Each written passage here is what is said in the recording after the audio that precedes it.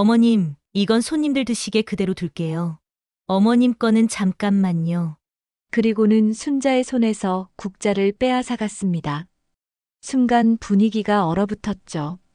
순자는 당황했지만 애써 웃음을 유지했습니다. 손님? 무슨 손님? 아, 제 친구들이 조금 있다가 들르기로 했어요. 미역국을 좋아해서 좀 남겨놔야 해요. 지연의 말투는 당연하다는 듯 자연스러웠지만 순자의 가슴은 철렁 내려앉았습니다. 준호가 어색하게 웃으며 말했죠. 엄마, 다른 국 끓여드릴게요. 아니야, 괜찮아. 순자는 더 이상 숟가락을 들 수가 없었습니다. 방금 전까지 맛있게 먹던 음식들이 목구멍에 걸리는 것 같았죠. 지연은 아무 일 없다는 듯 다시 자리에 앉아 식사를 계속했습니다. 잠시 후 현관벨이 울렸습니다.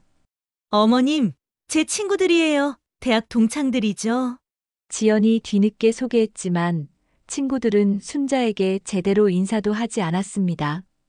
그저 가볍게 고개만 끄덕일 뿐이었죠. 참, 지연아. 저번에 말한 그 명품 가방 샀어. 응, 시어머님이 용돈 주셔서 샀지. 와, 부럽다. 시어머님이 부자시구나. 친구들의 대화를 들으며 순자는 씁쓸함을 느꼈습니다. 자신이 준 용돈이 그렇게 쓰였다는 것도, 며느리가 자신을 돈줄로만 여긴다는 것도 마음이 아팠죠. 식사가 끝날 무렵 지연의 친구 중 한 명이 웃으며 말했습니다. 그런데 할머니는 왜 이렇게 조용하셔? 우리 시어머니는 말이 너무 많아서 피곤한데. 다른 친구가 킥킥 웃으며 거들었죠. 그러게, 우리 시어머니도 간섭이 장난 아니야. 너는 복 받았네. 지연이 웃으며 대답했습니다. 우리 어머님은 조용하신 편이야. 간섭도 안 하시고. 순자는 그 순간 깨달았습니다. 자신이 이 집에서 투명인간 취급을 받고 있다는 것을, 간섭하지 않는 게 아니라 간섭할 자격조차 없는 존재로 여겨진다는 것을 말이죠. 순자가 국그릇을 들려는 순간 또다시 지연이 제지했습니다. 어머님, 그냥 두세요. 제가 나중에 치울게요. 하지만 그 말투에는 건드리지 마세요라는 뜻이 담겨 있었죠. 주변 사람들의 시선이 순자에게 쏠렸습니다. 지연의 친구 하나가 작게 웃음을 터뜨렸고 다른 친구는 의미심장한 눈빛을 주고받았죠. 순자는 얼굴이 화끈거렸습니다. 75년 인생에서 이렇게 모욕적인 순간은 처음이었죠. 더 이상 참을 수 없었던 순자는 일어섰습니다. 나 먼저 가볼게. 벌써요? 어머님, 차라도 한 잔하고 가세요. 지연이 형식적으로 만류했지만 순자는 고개를 저었습니다. 현관을 나서는 순자의 뒷모습을 보며 지연의 친구가 말했습니다. 할머니 성격 좀 까칠하신가 봐. 지연의 대답이 문 밖까지 들렸죠. 원래 좀 그러셔 신경 쓰지 마. 엘리베이터를 기다리며 순자는 주먹을 꽉 쥐었습니다. 오늘도 따뜻한 이야기로 찾아뵙게 되어 반갑습니다. 이야기가 시작되기 전에 무료인 구독과 좋아요 한 번씩 눌러주세요. 아침 햇살이 거실 창문을 통해 부드럽게 스며들었습니다. 이순자는 새벽 5시부터 부엌에서 분주했죠. 오늘은 손자 민수의 돌잔치였으니까요. 미역국 냄비에서 구수한 향이 피어올랐고 기름에 지글지글 익어가는 동그랑땡 소리가 정겹게 울렸습니다. 75살의 순자에게 이런 아침은 익숙했습니다. 남편이 떠난 지 벌써 15년째였죠. 홀로 아들 준호를 키워 의사로 만들기까지 순자는 단 한 번도 쉬지 않았습니다. 새벽 시장에서 야채 장사를 했고 밤늦게까지 식당 일을 했죠. 그렇게 모은 돈으로 상가 건물을 하나 둘 사들였고 지금은 도심에 번듯한 상가 건물 2채와 아파트 1채의 주인이 되었습니다. 준호가 의대를 졸업하고 대학병원에 자리를 잡았을 때 순자는 비로소 안도의 한숨을 내쉴 수 있었죠. 아들이 박지연을 데려와 결혼하겠다고 했을 때도 순자는 기꺼이 축복했습니다. 명문대를 나온 똑똑한 여자라는 말에 마음이 놓였으니까요. 하지만 결혼 후 3년 뭔가 달라지기 시작했습니다. 지연은 늘 예의 바르게 대했지만 그 예의 뒤에는 보이지 않는 벽이 있었죠. 명절 때마다 순자가 손수 만든 음식을 가져가면 지연은 웃으며 받았지만 다음에 만났을 때 그 음식들이 어떻게 되었는지는 절대 말하지 않았습니다. 순자는 거울 앞에 서서 한복 저고리를 가지런히 여몄습니다. 연분홍색 한복은 며칠 전에 새로 맞춘 것이었죠. 손자의 첫 생일이니 할머니도 단정해야 한다고 생각했으니까요. 미역국 냄비를 보온통에 담고 전 접시를 비닐로 꼼꼼히 쌌습니다. 그리고 따로 준비한 금팔찌 상자를 한복 주머니에 넣었죠. 민수에게 줄 돌 선물이었습니다. 택시를 타고 아들 집으로 향하는 길, 순자의 마음은 설렜지만 동시에 무거웠습니다. 차창 밖으로 스쳐 지나가는 풍경을 보며 순자는 옛날을 떠올렸죠. 준호가 태어났을 때 남편과 함께 작은 월세방에서 아이의 100일 잔치를 준비하던 날이 생각났습니다. 그때는 가난했지만 행복했죠. 지금은 돈이 있지만 왠지 모를 공허함이 마음을 채웠습니다. 아파트 현관문이 열리자 지연이 환한 미소로 맞았습니다. 어머님 오셨어요? 일찍 오셨네요. 순자가 들고 온 보온통과 접시를 보더니 지연의 표정이 미묘하게 변했죠. 아, 어머님이 또 이렇게 준비하셨어요? 케이터링 다 시켜놨는데. 민수 돌이잖아. 할머니가 끓인 미역국은 먹어야지. 순자가 다정하게 말했지만 지연은 이미 보온통을 받아들고 부엌으로 향했습니다. 네, 알겠어요. 제가 놓을게요. 그 말투에는 귀찮음이 묻어 있었죠. 거실로 들어서니 이미 많은 손님들이 와 있었습니다. 지연의 친정 부모님, 준호의 대학 동기들, 지연의 직장 동료들까지.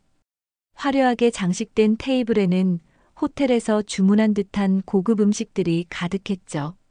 순자가 가져온 미역국과 저는 부엌 한 구석에 조용히 놓였습니다.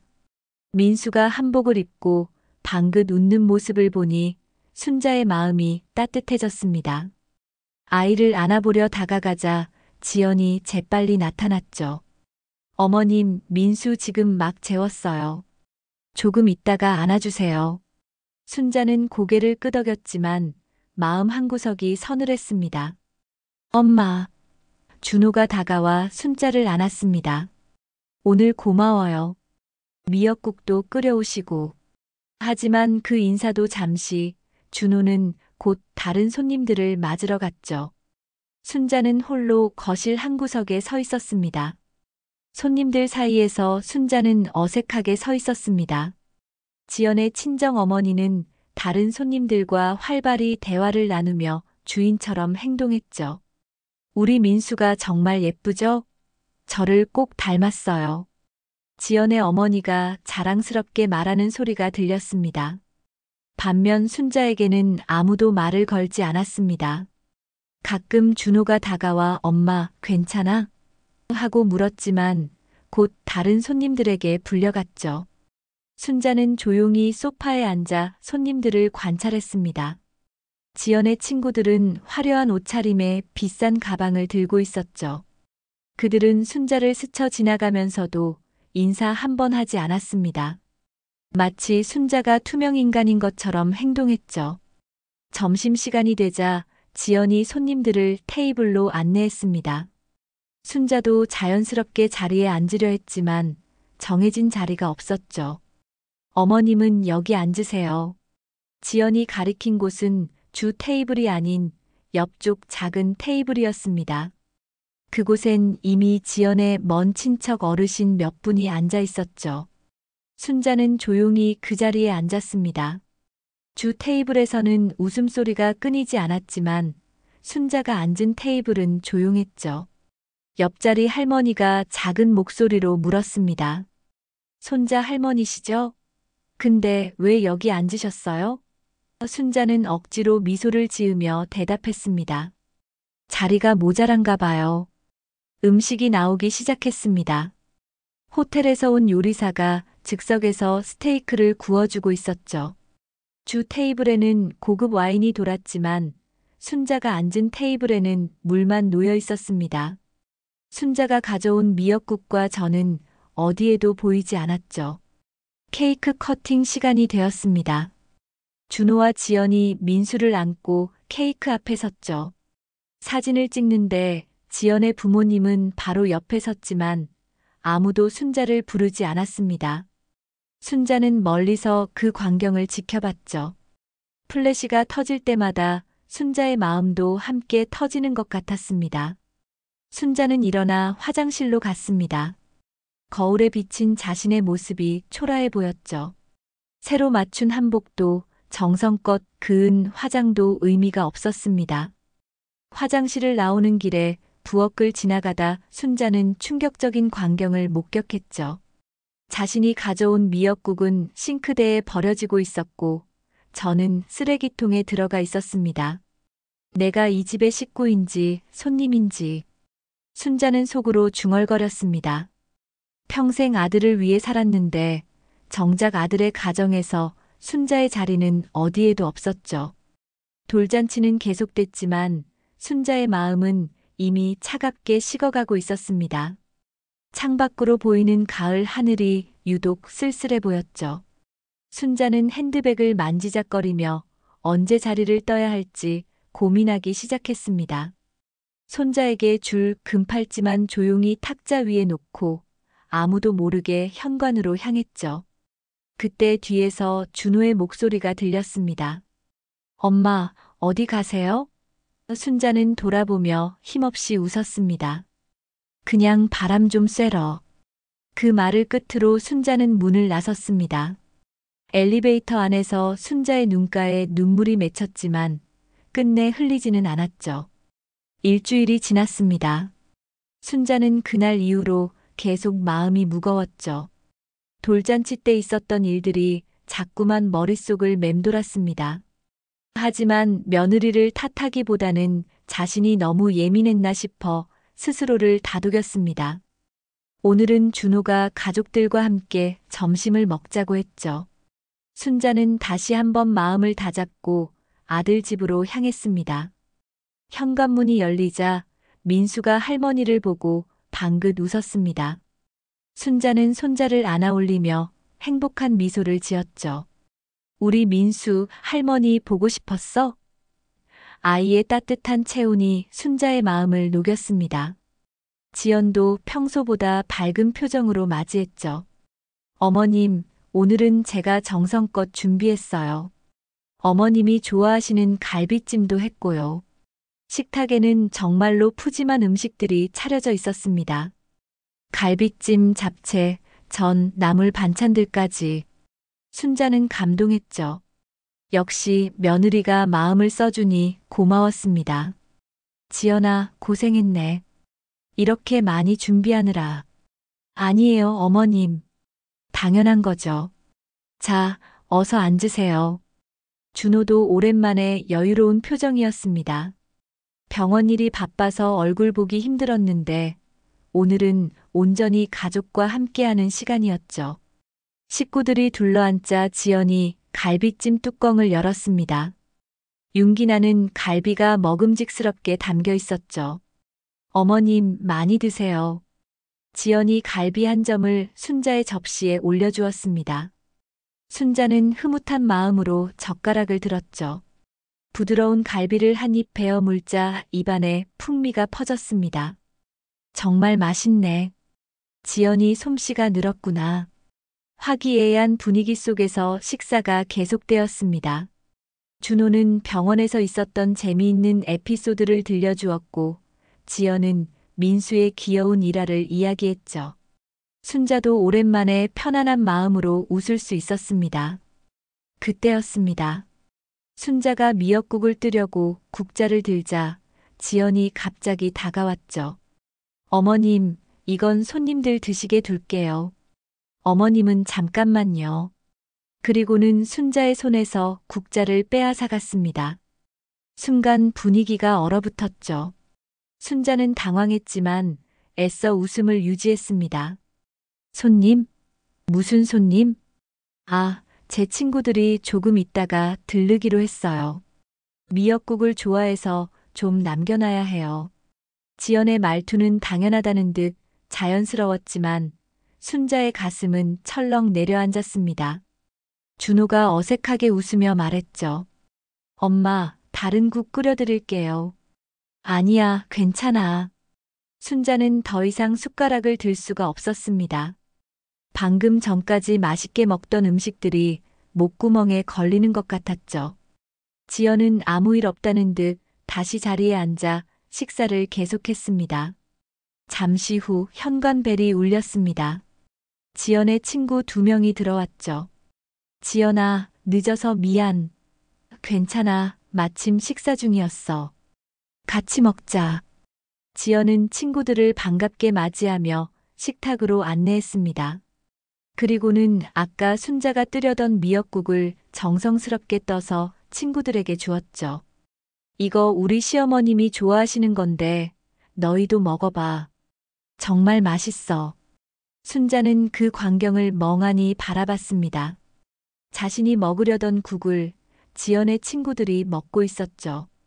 더 충격적인 것은 지연이 그것을 당연하게 여긴다는 사실이었습니다. 어머님, 제 친구들이에요. 대학 동창들이죠. 지연이 뒤늦게 소개했지만 친구들은 순자에게 제대로 인사도 하지 않았습니다. 그저 가볍게 고개만 끄덕일 뿐이었죠.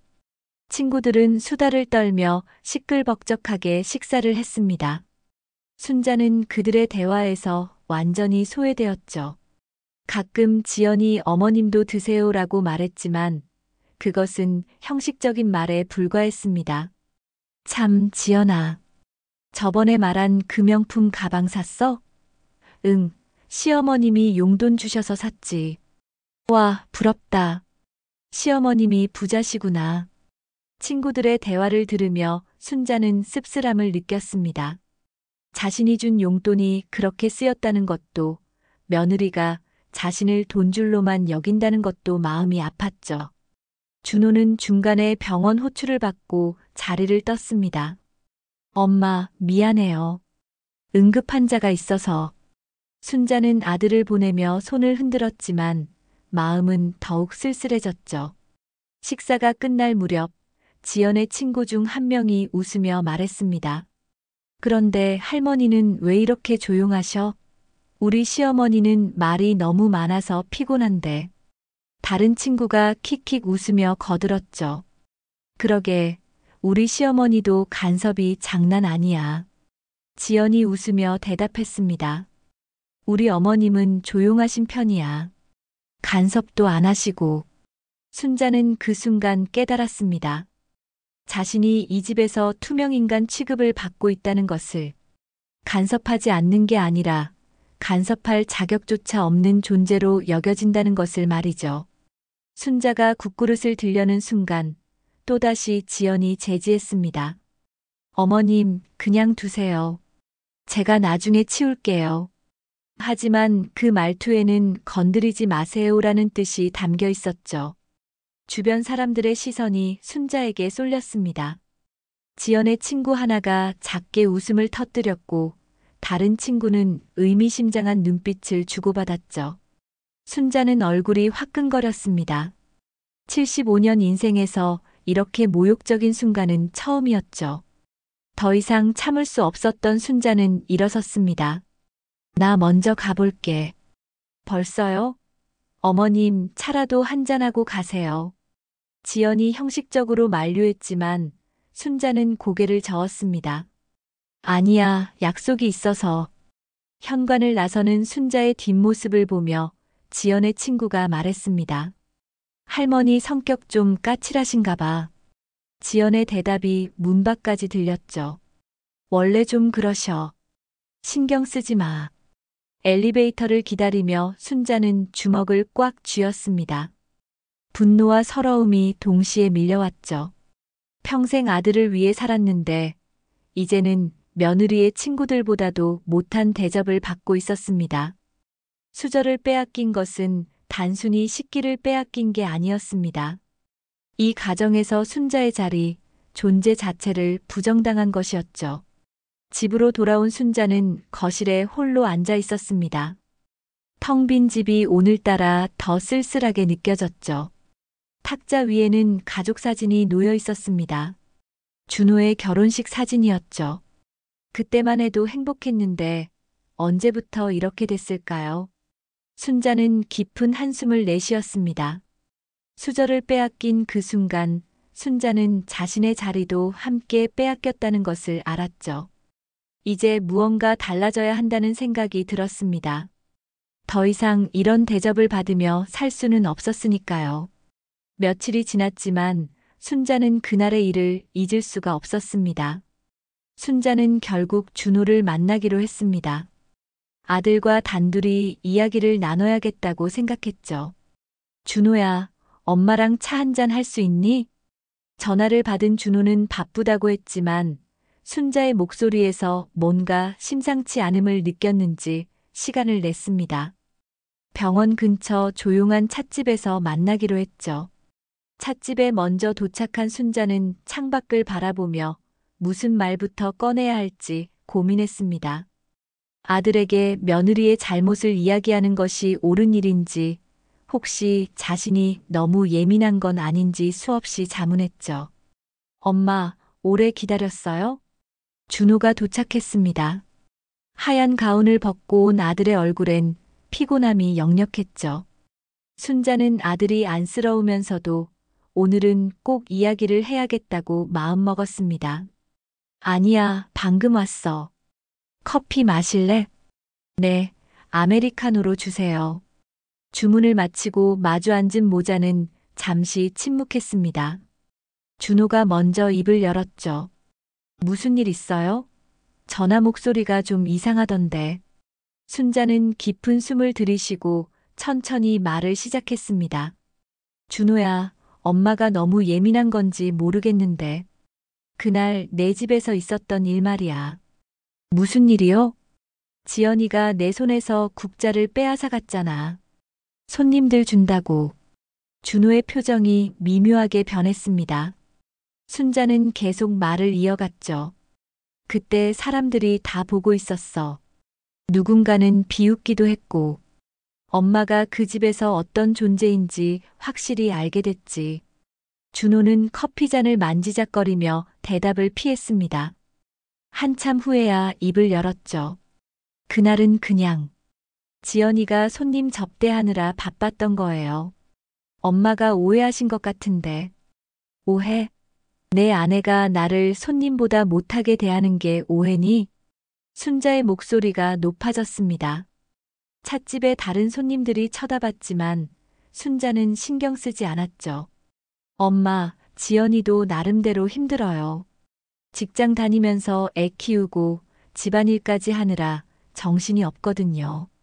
그래서 시어머니를 그렇게 대해도 된다는 거니? 준호는 고개를 숙였습니다. 무슨 말을 해야 할지 모르는 표정이었죠. 준호야, 엄마가 뭘 바라는 게 아니야. 그저 가족으로서 최소한의 존중을 받고 싶을 뿐이야. 그게 그렇게 어려운 일이니? 엄마, 지연이는 엄마를 존중해요. 단지 표현 방식이 다를 뿐이에요. 표현 방식?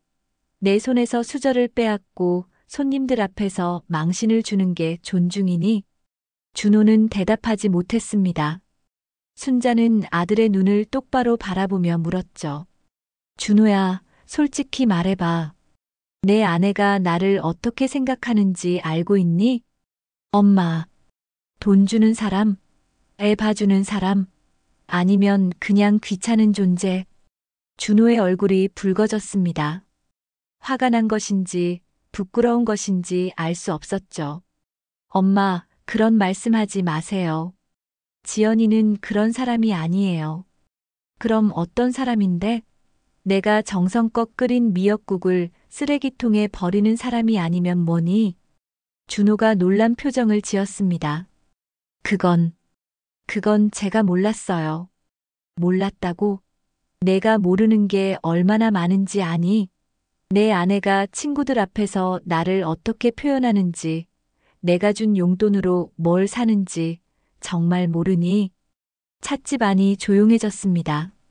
준호는 커피를 한 모금 마시고는 힘겹게 말했죠. 엄마, 제가 중간에서 잘 조정해 볼게요. 지연이한테도 얘기하고. 조정? 나는 내 엄마야, 준호야. 조정의 대상이 아니라. 순자의 눈가에 눈물이 맺혔습니다. 평생 강하게 살아온 순자였지만 아들 앞에서는 어쩔 수 없이 약해졌죠. 엄마가 널 어떻게 키웠는지 기억하니? 내 아빠 없이 혼자서 새벽부터 밤까지 일하면서 널 의사로 만들었어. 그런데 이제 와서 내가 받는 대접이 이거니? 준호는 고개를 들지 못했습니다. 죄책감과 무력감이 동시에 밀려왔죠. 엄마, 죄송해요. 제가 부족했어요. 미안하다는 말은 필요 없어.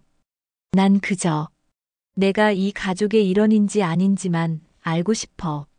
순자는 가방에서 손수건을 꺼내 눈가를 닦았습니다. 준호가 조심스럽게 말했죠. 엄마는 당연히 우리 가족이에요. 민수의 할머니고 제 어머니시잖아요. 그럼 왜 나는 그 집에서 손님만도 못한 대접을 받는 거니?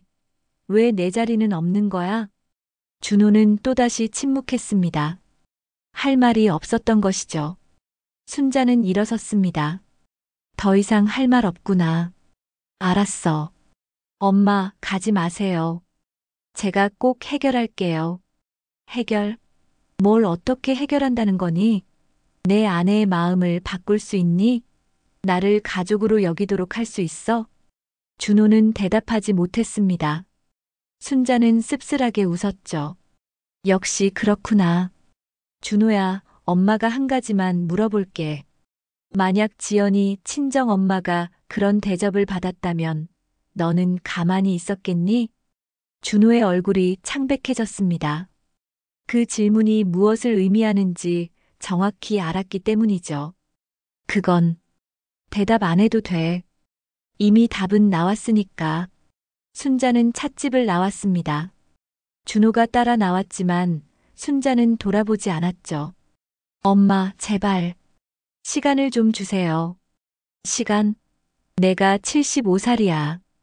얼마나 더 기다리라는 거니? 순자는 택시를 잡아타고 떠났습니다. 백미러로 보이는 준호의 모습이 작아져 갔죠. 순자는 처음으로 확신했습니다. 내가 이 집에서 설 자리가 사라졌구나. 집으로 돌아온 순자는 거실 소파에 앉아 깊은 생각에 잠겼습니다. 아들과의 대화는 아무것도 해결해주지 못했죠. 오히려 더 확실해졌습니다. 준호는 아내와 어머니 사이에서 아내의 편을 선택했다는 것을 말이죠. 순자는 천천히 일어나 서재로 갔습니다. 그곳에는 중요한 서류들이 보관되어 있었죠. 상가 건물 등기부, 아파트 권리증, 그리고 몇 년 전에 작성해둔 유언장까지. 이것들을 과연 준호에게 물려줘야 할까? 순자는 고민에 빠졌습니다. 평생 모은 재산을 아들에게 물려주는 것이 당연하다고 생각했는데 이제는 확신이 서지 않았죠. 가족으로 대접받지 못하는 집에 왜 재산을 물려줘야 하는지 의문이 들었습니다. 그날 밤 순자는 오랜만에 일기를 썼습니다. 오늘 준호를 만났다. 아들이 변했다. 아니, 어쩌면 처음부터 이랬는지도 모른다. 나는 이제 결정을 내려야 한다. 더 이상 이렇게 살 수는 없으니까. 다음 날 아침 순자는 평소처럼 동네 경로당으로 향했습니다. 비슷한 나이대의 친구들과 화투도 치고 수다도 떨며 시간을 보내는 것이 순자의 일상이었죠. 하지만 오늘은 왠지 마음이 무거웠습니다. 어제 준호와 나눈 대화가 계속 머릿속을 맴돌았으니까요. 경로당에 들어서자 친한 친구들이 순자를 반겼습니다. 김수님, 박정자, 최영희. 모두 순자와 비슷한 처지의 할머니들이었죠. 남편과 사별하고 자식들을 키워낸 억척스러운 어머니들이었습니다. 순자야, 얼굴이 왜 그래? 무슨 일 있었어? 정자가 걱정스럽게 물었습니다. 순자는 억지로 웃으며 자리에 앉았죠. 아니야, 그냥 좀 피곤해서. 하지만 오랜 친구들의 눈은 속일 수 없었습니다. 순님이 순자의 손을 잡으며 말했죠. 우리가 몇 년을 알고 지냈는데 내 표정만 봐도 안다. 며느리 때문이지? 순자는 놀란 눈으로 순님을 바라봤습니다. 어떻게 알았을까 싶었죠. 다들 겪는 일이야. 나도 그랬고 정자도 그랬어. 며느리란 게 다 그렇지 뭐. 영희가 한숨을 쉬며 거들었습니다. 우리 며느리는 더해. 명절 때만 되면 꾀병 부리고 시어머니 생신은 까맣게 잊어버리고 그런데 친정엄마 생신엔 호텔 뷔페를 예약하더라고. 정자도 고개를 끄덕이며 자신의 이야기를 꺼냈습니다. 우리 집은 아예 출입 금지야. 손자 보러 가면 미리 연락하고 오세요 하고 연락하면 오늘은 안 돼요 하고 결국 한 달에 한 번 보기도 힘들어. 순자는 친구들의 이야기를 들으며 위로를 받았습니다. 자신만 겪는 일이 아니었구나 싶었죠. 하지만 동시에 씁쓸함도 느꼈습니다. 왜 이 나이에 이런 대접을 받아야 하는지 이해할 수 없었으니까요. 그런데 순자야, 너는 그래도 나은 편이야. 재산이 있잖아. 순님이 의미심장하게 말했습니다. 순자가 의아한 표정을 짓자 순님이 설명을 이어갔죠. 재산이 있으면 그나마 대접받아. 우리 옆집 강 여사 알지? 집 2채 가지고 있었는데 아들한테 다 넘겨주고 나니까 완전히 달라졌대. 이제는 김치 한 포기도 안 가져다 준다더라. 영희가 격하게 동의했습니다. 맞아, 맞아. 재산 다 주면 끝이야. 그 뒤론 손님 취급도 안 해. 내 친정 언니가 그랬거든. 집 증여하고 나니까 며느리가 대놓고 무시하더래. 결국 요양원에 들어갔어. 순자는 친구들의 말을 들으며 가슴이 철렁했습니다. 혹시 자신도 그렇게 될까봐 두려웠죠. 그래서 나는 절대 안 줘. 죽을 때까지 내 이름으로 가지고 있을 거야. 정자가 단호하게 말했습니다. 다른 친구들도 고개를 끄덕였죠. 근데 순자야, 너는 며느리가 재산 얘기 안 하니?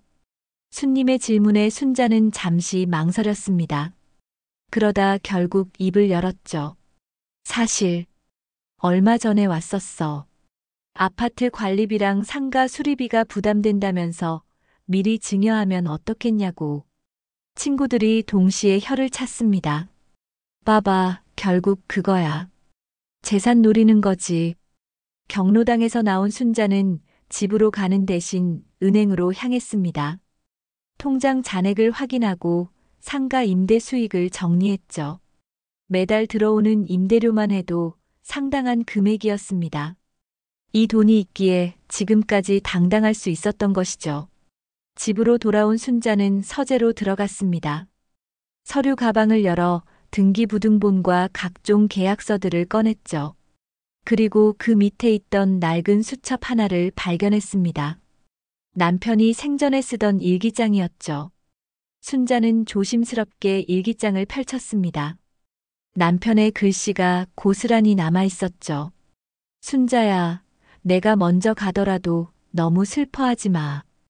우리 아들 잘 키워줘서 고맙고 평생 고생만 시켜서 미안해. 내가 남기는 게 많지 않지만 그래도 당신이 노후에 편하게 살 수 있도록 최선을 다했어. 절대 남에게 의지하지 말고 당신의 것은 당신이 지켜. 그게 내 마지막 부탁이야. 순자의 눈에 눈물이 맺혔습니다. 남편의 마지막 부탁이 지금 상황과 정확히 맞아떨어졌죠. 순자는 일기장을 가슴에 안고 한참을 울었습니다. 저녁 무렵 전화벨이 울렸습니다. 지연이었죠. 어머님, 안녕하세요. 잘 지내셨어요? 응, 잘 지냈지. 다름이 아니라 이번 주말에 시간 되시면 집에 오실래요? 상의 드릴 게 있어서요. 순자는 무슨 이야기인지 대충 짐작했습니다. 또 재산 이야기겠지요. 그래, 가마. 전화를 끊고 순자는 깊은 생각에 잠겼습니다. 친구들의 충고, 남편의 유언, 그리고 자신이 받은 대접들이 머릿속에서 맴돌았죠. 그날 밤 순자는 중요한 결정을 내렸습니다. 서랍 깊숙이 넣어두었던 명함 하나를 꺼냈죠. 변호사 사무실 명함이었습니다. 몇 달 전 상가 계약건으로 만났던 젊은 변호사였죠. 순자는 전화기를 들었다가 다시 내려놓기를 반복했습니다. 하지만 결국 결심을 굳혔죠. 내일 아침 일찍 변호사 사무실을 방문하기로 했습니다. 75년 인생에서 가장 중요한 결정을 앞두고 있었죠. 하지만 이상하게도 마음이 편했습니다. 드디어 자신을 위한 선택을 하게 된 것 같았으니까요. 미안해, 준호야. 하지만 엄마도 이제는 나를 위해 살아야겠어. 순자는 조용히 눈을 감았습니다. 내일이 되면 모든 것이 달라질 거라는 예감이 들었죠. 아들에 대한 미련, 가족에 대한 환상, 그리고 헛된 기대들을 말이죠. 자신의 삶을 되찾는 일, 그것이 바로 순자가 선택한 길이었죠. 늦었지만 아직 늦지 않았다고 순자는 스스로에게 말했습니다. 아들한테 다 물려줄 생각이었는데 다시 생각해야겠다. 순자는 약속대로 준호네 집을 방문했죠. 현관문을 여는 순간부터 뭔가 평소와 다른 분위기를 감지했습니다. 지연이 유난히 친절했고 준호도 일찍 퇴근해서 집에 와 있었죠. 거실 테이블에는 과일과 차가 정성스럽게 준비되어 있었습니다. 어머님 오셨어요? 편하게 앉으세요. 지연이 살갑게 순자를 맞이했습니다. 순자는 조용히 소파에 앉았죠.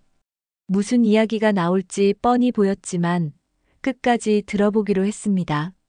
어머님 차 드시면서 이야기해요. 제가 어머님 좋아하시는 대추차 준비했어요. 지연이 차를 따르며 말했습니다. 평소에는 물 한 잔 제대로 주지 않던 며느리가 왜 이러나 싶었죠. 준호가 먼저 입을 열었습니다. 엄마, 요즘 건강은 어떠세요? 괜찮아. 늘 그렇듯이. 다행이에요. 엄마가 건강하셔야 저희도 안심이죠. 순자는 속으로 비웃었습니다. 평소에는 안부 전화 한 통 없다가 이제 와서 건강을 걱정한다니요. 한참 동안 의미 없는 대화가 오갔습니다. 날씨 이야기, 민수 이야기, 병원 이야기. 하지만 순자는 알고 있었죠. 이 모든 것이 본론을 꺼내기 위한 전초전이라는 것을 말입니다. 드디어 지연이 본격적으로 이야기를 시작했습니다. 어머님, 사실 오늘 드릴 말씀이 있어서 모시게 됐어요. 그래, 말해봐. 지연이 준호와 눈빛을 교환한 후 조심스럽게 말을 이었습니다. 요즘 부동산 시장이 많이 어렵잖아요. 상가 임대료도 떨어지고 관리비는 계속 오르고 어머님도 혼자 관리하시기 힘드실 것 같아서요. 순자는 표정 변화 없이 지연을 바라봤습니다. 그래서 저희가 생각해봤는데 어머님 재산을 저희가 관리해드리면 어떨까 해서요. 어머님은 편하게 연금처럼 생활비만 받으시고요. 그래, 구체적으로 어떻게 하자는 거니? 준호가 서류 봉투를 꺼내며 말했습니다. 엄마, 여기 증여 계약서를 준비했어요. 상가 건물이랑 아파트를 제 이름으로 넘기시면 저희가 체계적으로 관리해 드릴게요. 임대 수익은 당연히 엄마 드릴 거고요. 순자는 서류를 받아 천천히 살펴봤습니다. 꼼꼼하게 준비된 서류였죠. 변호사 도장까지 찍혀 있었습니다. 아파트 관리비랑 상가 수리비가 좀 커서 혹시 미리 증여 가능하신가 해서요. 지연이 부드럽게 말했지만 눈빛은 단호했습니다. 순자는 서류를 테이블에 내려놓고 미소를 지었죠. 그래, 내가 알아서 처리할게. 준호와 지연의 얼굴에 안도의 표정이 번졌습니다. 드디어 승낙을 받았다고 생각한 것이죠. 정말요? 어머님 감사합니다. 지연이 기뻐하며 말했습니다. 준호도 안심한 듯 웃었죠. 그럼 언제 공증 받으러 가실래요? 제가 시간 맞춰드릴게요. 아니야, 급하게 하지 마. 내가 생각 좀 더 해보고 연락할게. 순자의 말에 지연의 표정이 살짝 굳었습니다. 어머님, 빨리 처리하는 게 좋을 것 같은데요. 세금 문제도 있고. 지연아, 내 재산이야. 내가 알아서 할게. 순자의 단호한 말투에 지연은 더 이상 말을 잇지 못했습니다. 그리고 한 가지 물어볼 게 있어. 순자가 지연을 똑바로 바라보며 말했습니다. 재산을 넘기면 나한테 뭐가 달라지니? 네. 무슨 말씀이세요? 내 말은 재산을 주면 나를 진짜 가족으로 대해줄 거냐는 거야. 손님 취급 안 하고 수저도 안 빼앗고. 지연의 얼굴이 붉어졌습니다. 준호가 당황하며 끼어들었죠. 엄마, 그게 무슨. 준호야, 조용히 해. 나는 지연이한테 묻는 거야. 순자는 지연을 기다렸습니다. 지연이 어색하게 웃으며 대답했죠. 어머님, 저희가 언제 그러셨다고. 오해가 있으신 것 같아요. 오해? 내가 직접 겪은 일이 오해니? 순자는 일어섰습니다. 가방을 들고 현관으로 향했죠. 어머님, 어디 가세요? 저녁 준비했는데. 됐어. 나는 집에 가서 밥 먹을게. 그래도 서류는 가져가세요. 천천히 검토해 보시고. 준호가 서류 봉투를 들고 따라왔지만 순자는 받지 않았습니다. 필요 없어. 내 결정은 이미 끝났거든. 현관문을 나서려는 순간 지연이 다급하게 따라 나왔습니다. 어머님, 정말 이러실 거예요? 준호 아버지 돌아가시고 어머님 혼자 그 재산 관리하기 힘드실 텐데. 순자는 돌아서서 지연을 차갑게 바라봤습니다. 내가 혼자서 준호 키우고 혼자서 재산 모았어.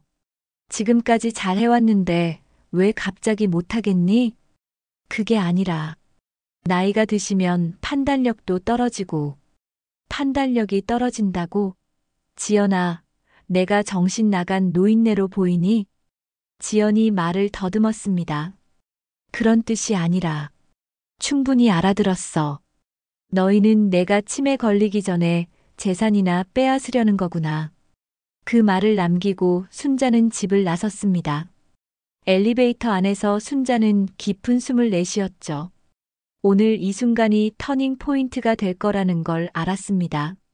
집으로 돌아온 순자는 바로 전화기를 들었습니다. 며칠 전 만났던 변호사에게 전화를 걸었죠. 변호사님, 저 이순자입니다. 그때 말씀드린 건 진행하기로 결정했어요. 아, 네. 알겠습니다. 언제 오실 수 있으세요? 내일 오전에 갈게요. 전화를 끊고 순자는 서재로 들어갔습니다. 금고에서 중요한 서류들을 꺼냈죠. 상가 건물 등기부등본, 아파트 권리증, 통장, 도장. 모든 것을 가방에 넣었습니다. 그리고 오래전부터 마음에 두고 있던 사람에게 전화를 걸었습니다. 친정 조카 은주였죠. 은주야, 이모야. 이모, 어떻게 지내세요? 오랜만이에요. 은주야, 내일 시간 있니? 중요한 이야기가 있어서. 네, 이모. 내일 뵐게요. 은주는 순자가 어릴 때부터 친동생처럼 아끼던 조카였습니다. 부모님을 일찍 여의고 순자네 집에서 함께 자랐죠. 지금은 작은 카페를 운영하며 성실하게 살고 있었습니다. 준호와는 달리 은주는 늘 순자를 찾아와 안부를 물었고 진심으로 순자를 걱정했죠. 순자는 모든 준비를 마쳤습니다. 이제 남은 것은 실행뿐이었죠. 그날 밤 준호에게서 전화가 왔습니다. 엄마, 오늘 너무 급하게 나가셔서. 지연이가 상처받았어요. 상처? 내가 75년 동안 받은 상처는 누가 책임지니? 엄마. 준호야, 엄마가 마지막으로 한 가지만 묻자. 정말로 엄마를 위해서 재산을 관리하겠다는 거니? 아니면 너희를 위해서니? 준호는 대답하지 못했습니다. 그 침묵이 모든 답이었죠. 알았어. 더 이상 할 말 없구나. 순자는 전화를 끊었습니다. 창밖을 바라보니 별이 빛나고 있었죠. 순자는 처음으로 홀가분함을 느꼈습니다. 드디어 자신을 위한 선택을 했으니까요. 이제 아무도 날 함부로 못하겠지. 순자는 조용히 미소를 지었습니다. 내일이면 모든 것이 바뀔 것입니다. 그리고 그것은 순자가 선택한 새로운 시작이었죠.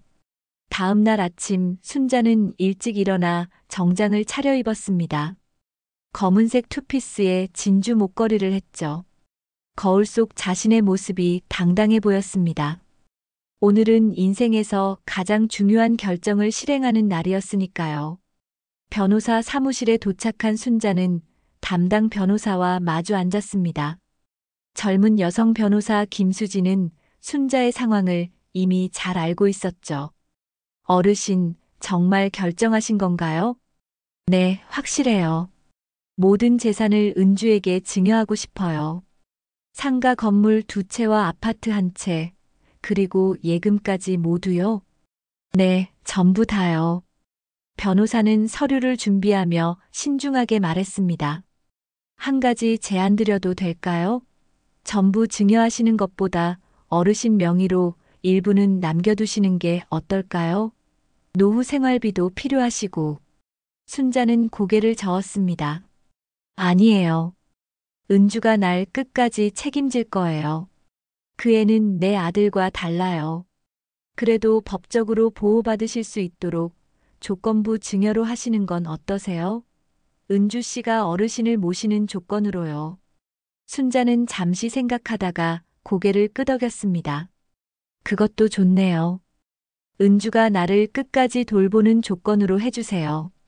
변호사는 꼼꼼하게 서류를 작성했습니다. 순자는 하나하나 확인하며 도장을 찍었죠. 이제 돌이킬 수 없는 결정이었습니다. 점심 무렵 순자는 은주와 만났습니다. 이모, 무슨 일이세요? 목소리가 심상치 않으셔서 걱정했어요. 은주야, 이모가 중요한 결정을 했어. 너한테 부탁할 게 있는데. 순자는 서류 봉투를 은주에게 건넸습니다.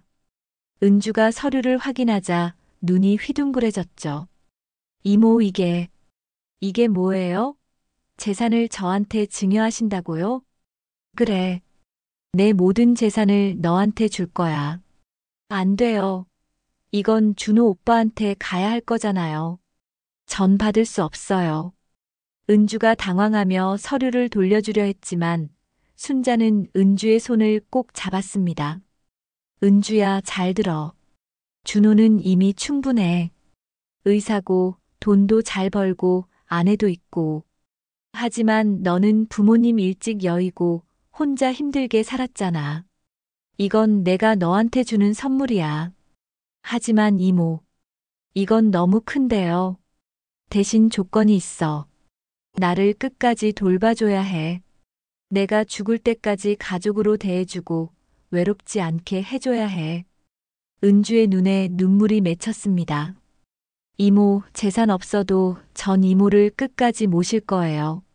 이모는 제게 엄마나 다름없잖아요. 알아.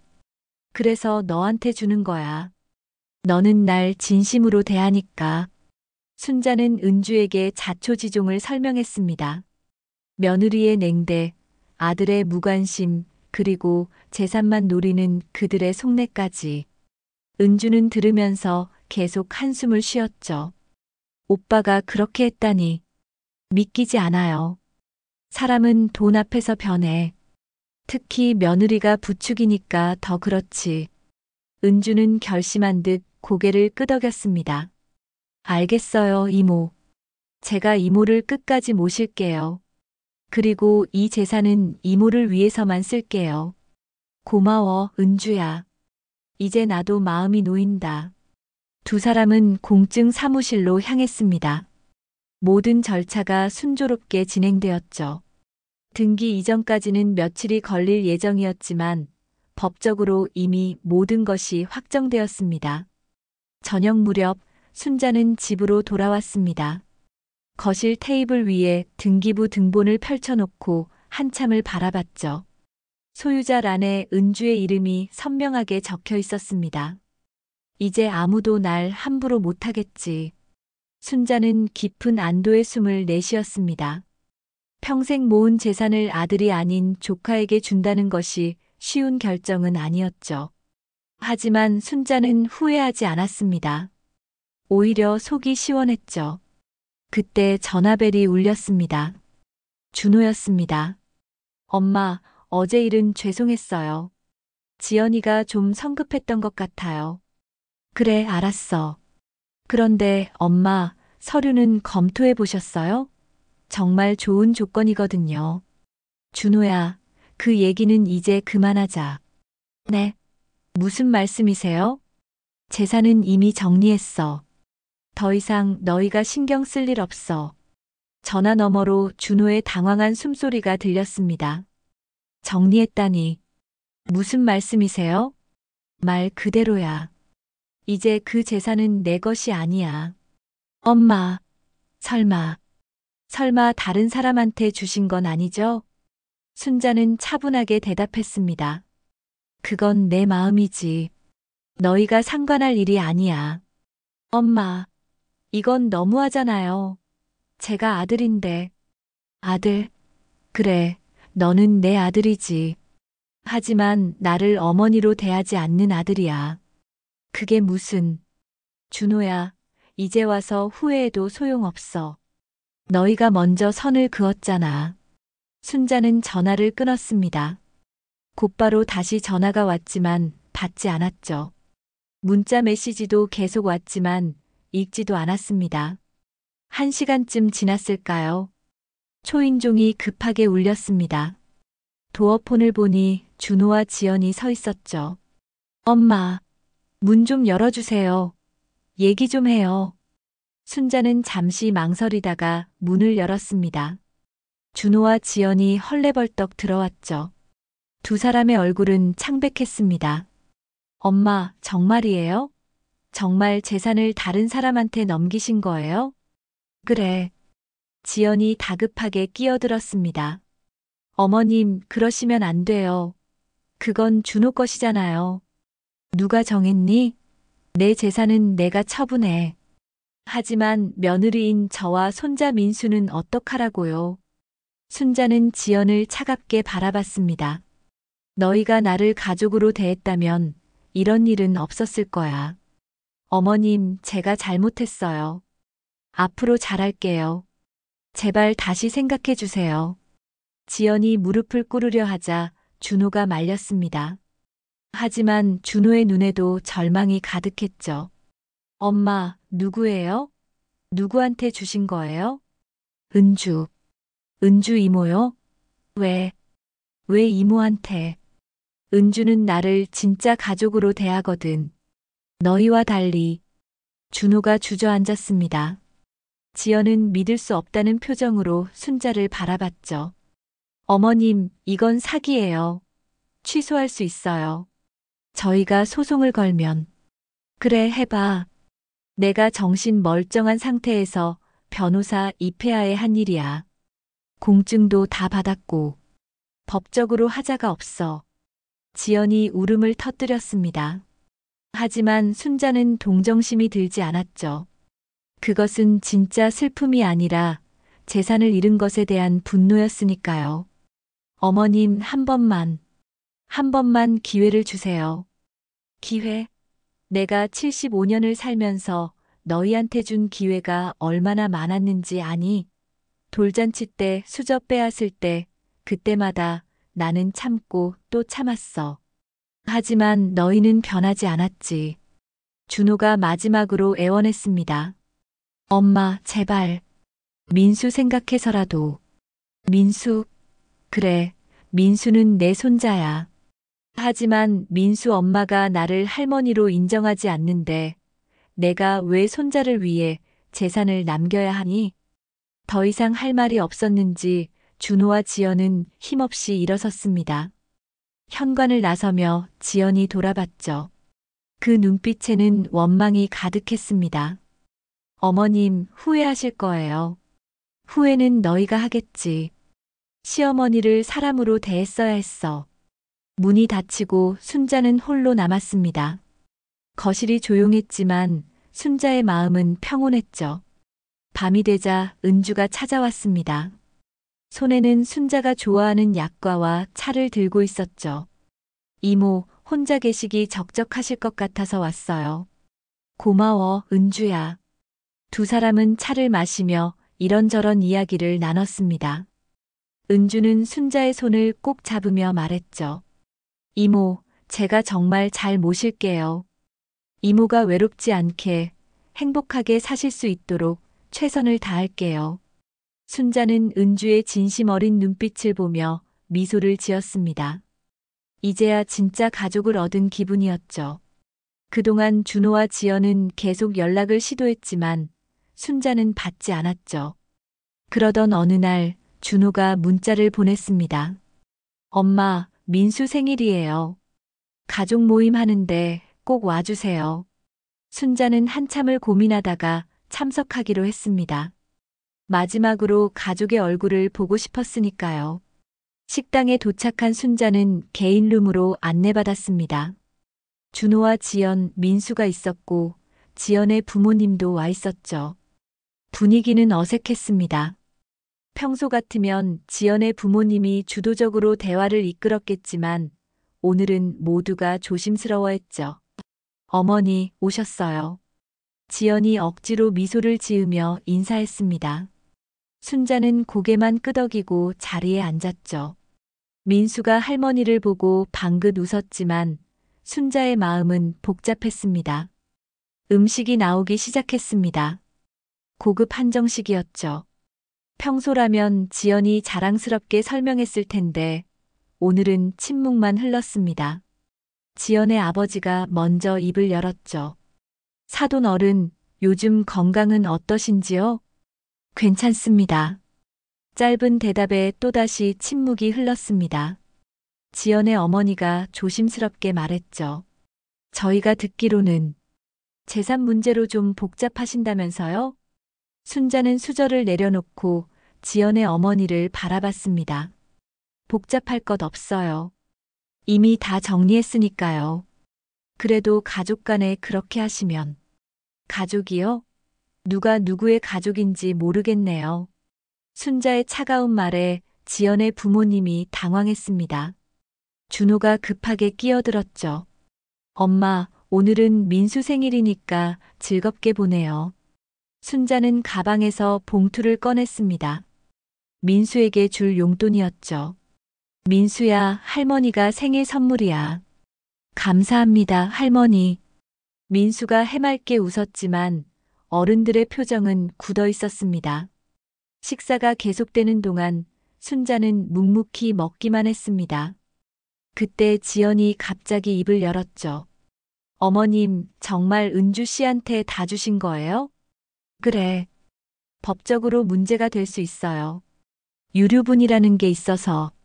순자는 지연을 차갑게 바라봤습니다. 변호사한테 다 확인했어. 생전 증여는 유류분 대상이 아니래. 그리고 설령 그렇다 해도 너희가 받을 건 없어. 지연의 얼굴이 붉어졌습니다. 참았던 감정이 폭발하려는 순간 순자가 테이블 위에 서류를 올려놓았죠. 등기부 등본이었습니다. 이게 뭐예요? 지연이 서류를 집어들었습니다. 소유자란에 선명하게 적힌 은주의 이름을 보자 얼굴이 하얗게 질렸죠. 진짜 다 넘기셨구나. 지연의 부모님도 서류를 확인하고는 말을 잃었습니다. 준호는 고개를 숙인 채 아무 말도 하지 못했죠. 왜 이렇게 하시는 거예요? 우리가 뭘 그렇게 잘못했다고. 지연이 목소리를 높였습니다. 잘못한 게 뭐냐고. 정말 모르니? 순자가 일어섰습니다. 너희는 나를 한 번도 가족으로 대한 적이 없어. 돈 줄 때만 시어머니고 평소엔 투명인간 취급했지. 내 손에서 수저를 빼앗고 손님들 앞에서 망신을 주고 그것도 모자라 내 정성을 쓰레기통에 버렸어. 그건 변명하지 마. 나도 이제 깨달았어. 가족이란 피가 아니라 마음이야. 서로를 존중하고 아끼는 마음. 너희한테는 그게 없었어. 지연의 친정 부모가 끼어들었습니다. 사돈 어른, 그래도 혈육인데 이렇게까지 하시는 건. 혈육? 혈육이 나를 이렇게 대했어요. 당신네 딸이 시어머니한테 어떻게 했는지 알기나 해요? 지연의 어머니가 발끈했습니다. 우리 딸이 뭘 어쨌다는 거예요? 모르시는구나. 당신 딸이 나를 하인 취급했어요. 친구들 앞에서 망신 주고, 손자 돌잔치에서 구석자리에 앉히고, 그것도 모자라서 재산이나 빨리 달라고 조르고, 모두가 침묵했습니다. 진실의 무게가 공기를 무겁게 눌렀죠. 순자는 가방을 들었습니다. 사람 대접 안 해주는 집에 재산 줄 이유 없잖니. 그 말을 남기고 순자는 개인룸을 나왔습니다. 뒤에서 지연의 울음소리와 준호의 만류하는 소리가 들렸지만 순자는 돌아보지 않았죠. 식당을 나온 순자는 깊은 숨을 들이쉬었습니다. 가슴이 후련했죠. 평생 참고 살았던 것들을 다 털어낸 기분이었습니다. 집으로 돌아오니 은주가 기다리고 있었습니다. 이모, 괜찮으세요? 오늘 준호 오빠네 간다고 하셔서 걱정했어요. 괜찮아. 오히려 시원해. 은주가 따뜻한 차를 내왔습니다. 순자가 좋아하는 대추차였죠. 이모, 제가 고민이 있어요. 뭔데? 이 재산, 정말 제가 받아도 되는 건지. 준호 오빠한테 미안해서. 순자는 은주의 손을 잡았습니다. 은주야, 미안해하지 마. 이건 내 선택이야. 준호는 이미 충분히 가진 게 많아. 의사 월급도 많고 지연이도 직장 다니고. 반면 너는 어렵게 살았잖아. 이제 너도 편하게 살 자격이 있어. 하지만, 그리고 가장 중요한 건 너는 나를 진심으로 대해. 재산 때문이 아니라 정말로 날 아끼잖아. 그게 내가 너를 선택한 이유야. 은주의 눈에 눈물이 맺혔습니다. 이모, 저 정말 잘할게요. 이모가 행복하게 사실 수 있도록 최선을 다할게요. 알아. 너를 믿어. 그날 밤 순자는 일기를 썼습니다. 오늘로 모든 게 끝났다. 이제 나는 나를 진심으로 아끼는 사람과 함께 남은 인생을 살 것이다. 75년 살면서 처음으로 내 자신을 위한 선택을 했다. 늦었지만 아직 늦지 않았다. 며칠 후 준호가 마지막으로 찾아왔습니다. 엄마, 정말 이렇게 끝내실 거예요? 그래. 이제 각자의 길을 가자. 저는 엄마 아들이에요. 알아. 하지만 아들이라는 이유만으로 모든 게 용서되는 건 아니야. 엄마가 저한테 너무해요. 전 엄마를 위해 열심히 살았는데. 너를 위해 산 거지. 나를 위해 산 게 아니잖아. 의사가 된 것도 결혼한 것도 다 내 선택이었어. 나는 그저 뒷바라지만 했을 뿐이야. 준호는 한참을 서 있다가 돌아섰습니다. 그의 뒷모습이 쓸쓸해 보였지만 순자는 마음을 바꾸지 않았죠. 집에 혼자 남은 순자는 창밖을 바라봤습니다. 저녁 노을이 아름답게 물들어 있었죠. 75년 인생에서 처음으로 자신을 위한 선택을 했다는 생각에 마음이 평온했습니다. 이제 진짜 내 인생을 살 차례야. 순자는 조용히 미소를 지었습니다. 비록 아들과의 인연은 멀어졌지만 새로운 가족을 얻었으니까요. 그것으로 충분했습니다. 계절이 바뀌었습니다. 순자의 삶도 완전히 달라져 있었습니다. 은주는 약속대로 순자를 정성껏 모셨고 순자는 처음으로 진정한 가족의 온기를 느끼고 있었죠.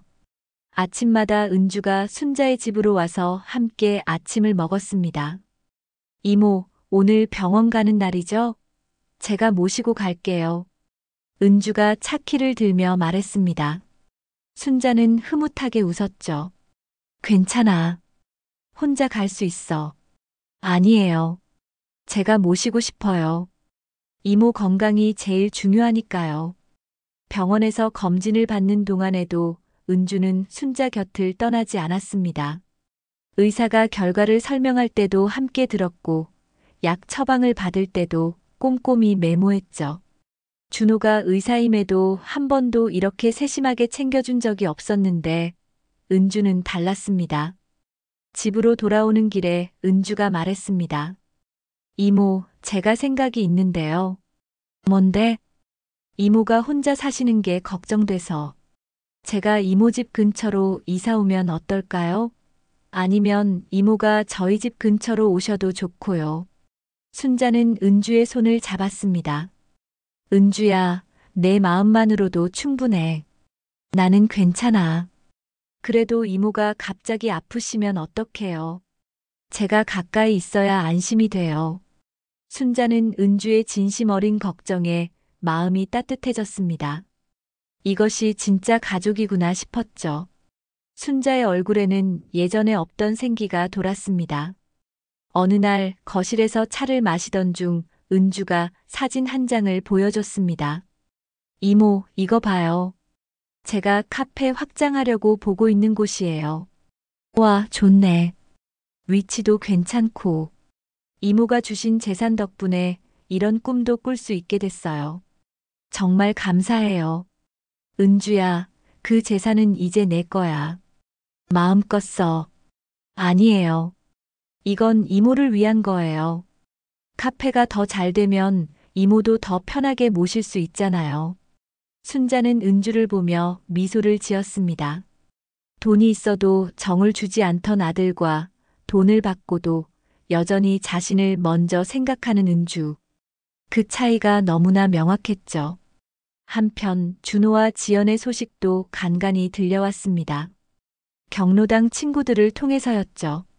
순자야, 내 아들이 요즘 많이 힘들어한다더라. 왜? 병원에서도 일이 잘 안 풀리고 집안 분위기도 안 좋대. 며느리랑 자주 싸운다는 소문도 있고. 순자는 담담하게 들었습니다. 이제는 남의 일처럼 느껴졌죠. 그래도 아들인데 한 번쯤 연락해보는 게 어째? 아니야. 이제 각자의 길을 가는 거야. 그러던 어느 날 뜻밖의 방문객이 찾아왔습니다. 민수였죠. 지연이 데려다 준 것 같았지만 지연은 차에서 기다리고 있었습니다. 할머니, 민수가 순자를 안았습니다. 순자도 손자를 꼭 안아줬죠. 아이는 죄가 없었으니까요. 민수야, 할머니 보고 싶었어? 네. 엄마가 할머니 집에 가면 안 된다고 했는데 제가 계속 보고 싶다고 했어요. 순자의 마음이 아팠습니다. 손자와의 이별도 감수해야 했던 선택이었지만 민수의 맑은 눈을 보니 가슴이 먹먹했죠. 민수야, 할머니도 민수 많이 보고 싶었어. 잠시 후 지연이 들어왔습니다. 어색한 표정으로 서 있다가 조심스럽게 입을 열었죠. 어머님, 민수가 너무 할머니를 찾아서. 괜찮아. 민수는 언제든 올 수 있어. 어머님, 그동안 제가 많이 잘못했어요. 정말 죄송해요. 지연이 고개를 숙였습니다. 하지만 순자는 그것이 진심인지 아닌지 알 수 없었죠. 지연아, 지나간 일이야. 이제 서로 편하게 살자. 어머님, 한 번만 기회를 주시면. 지연아, 그만해. 민수는 언제든 데려와. 할머니니까. 하지만 너와 준호와는 더 이상 할 말이 없어. 지연은 더 이상 말하지 못하고 민수를 데리고 떠났습니다. 민수가 차 안에서 손을 흔드는 모습이 오래도록 순자의 눈에 남았죠. 저녁 무렵 은주가 왔습니다. 순자의 표정이 어두운 것을 보고 걱정스럽게 물었죠. 이모, 무슨 일 있었어요? 민수가 왔다 갔어. 아, 마음이 아프셨겠어요. 조금. 하지만 괜찮아. 내 선택이니까.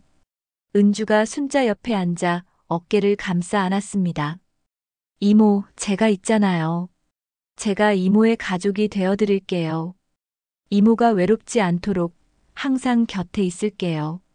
그날 밤 순자는 거실에 앉아 가족 사진을 정리했습니다. 준호의 사진들을 상자에 넣고 대신 은주와 함께 찍은 사진들을 액자에 넣었죠. 새로운 가족 사진이었습니다. 며칠 후 순자와 은주는 함께 여행을 떠났습니다. 제주도로 간 것이죠. 순자는 남편과 함께 가고 싶었던 곳이었지만 평생 기회가 없었습니다. 이제야 그 꿈을 이루게 된 것이죠. 이모, 바다 정말 예뻐요. 은주가 신나게 사진을 찍었습니다. 순자도 오랜만에 소녀처럼 웃었죠. 은주야, 사진 하나 같이 찍자. 두 사람은 바다를 배경으로 사진을 찍었습니다. 순자의 얼굴에는 진정한 행복이 담겨 있었죠. 여행에서 돌아온 후 순자는 일기를 썼습니다. 오늘은 정말 행복한 날이었다. 은주와 함께한 여행은 내 인생 최고의 선물이었다. 75살에 새로운 가족을 만나고 새로운 행복을 찾았다. 비록 아들과는 멀어졌지만 후회하지 않는다. 가족이란 피가 아니라 서로를 존중하는 마음이란 걸 이제 안다. 거실에서는 은주가 저녁을 준비하는 소리가 들렸습니다. 식탁에는 따뜻한 음식이 차려져 있었고 은주가 밝은 얼굴로 기다리고 있었죠. 이모, 맛있게 드세요. 그리고 이따가 이모가 좋아하시는 드라마 같이 봐요. 그래, 좋지. 두 사람은 마주 앉아 저녁을 먹었습니다. 소박하지만 따뜻한 식사였죠. 순자는 생각했습니다. 이것이 진짜 가족의 모습이라고. 재산도 혈연도 중요하지 않다고. 서로를 아끼고 존중하는 마음, 그것이 가장 중요하다고. 가족이란 피가 아니라 서로를 존중하는 마음이란 걸 이제 안다. 남은 인생을 진정한 가족과 함께 행복하게 살아갈 수 있다는 것을 말입니다. 75년 만에 찾은 진정한 행복이었습니다. 오늘도 저희 채널을 찾아주신 여러분께 진심으로 감사드립니다. 이야기가 마음에 드신다면 무료인 구독과 좋아요 버튼을 눌러주시고 댓글로 여러분의 소중한 인생 이야기도 들려주세요.